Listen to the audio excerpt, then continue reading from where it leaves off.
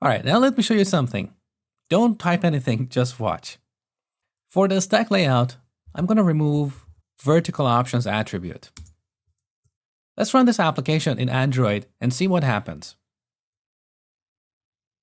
Okay, this is what we get. Note that the box view is on top of the page, just below the blue bar. Now I'm going to run the same app in iOS. Okay, and this is what we get. Again, note where the box view is located. In Android, our page started right below the blue bar. But in iOS, our page starts right from top of the screen. So if we had some text here instead of box view, that text would clash with the current time. So this is one of the key differences between Android and iOS. In this video, I'm going to show you how to add some padding to top of the page, but only in iOS. So back in Xamarin Studio. In this video, I'm going to show you how to do this in Code Behind. And then in the next video, I'll teach you how to achieve the same thing in XAML. The reason I want to introduce you to Code Behind is so that you have better understanding of what happens under the hood. So we have this class called device. And this has a static property called OS, which is an enumeration of type target platform. So we can check if target platform is iOS. Then we set padding of the page, which we inherit from content page class, to a new thickness object. Thickness has a few different constructors, and the one I'm going to use now takes 4 arguments: left, top, right, and bottom. It's good to remember this order because you're going to use this a lot. So left 0, top 20, 0, and 0.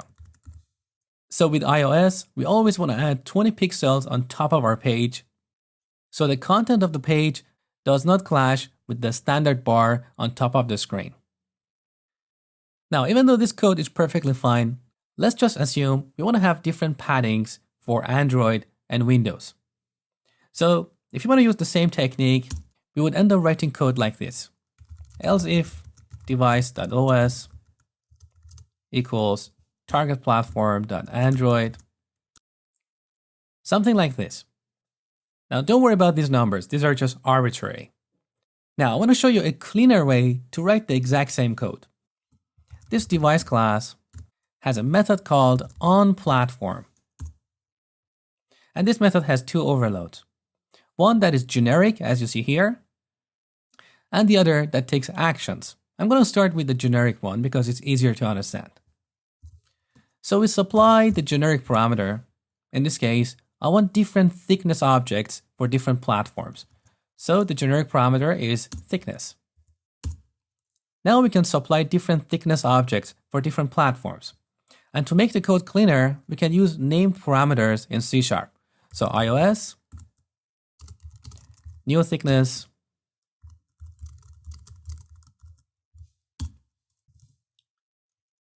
also, you can see that thickness here is grayed out, so we can refactor this code and remove it.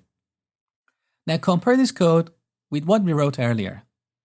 We don't have all this if, else, if, else, if. The code is cleaner and more focused.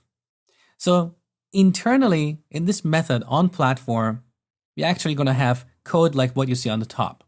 So this method takes care of all these conditional statements and returns the proper thickness object based on the current operating system. So then we can get the result from this method and assign it to padding. We can use this onPlatform method with pretty much any objects. In this case, we are interested in thickness. In your applications, you might be interested on an integer being different across different platforms. Then you would supply 3 integer arguments.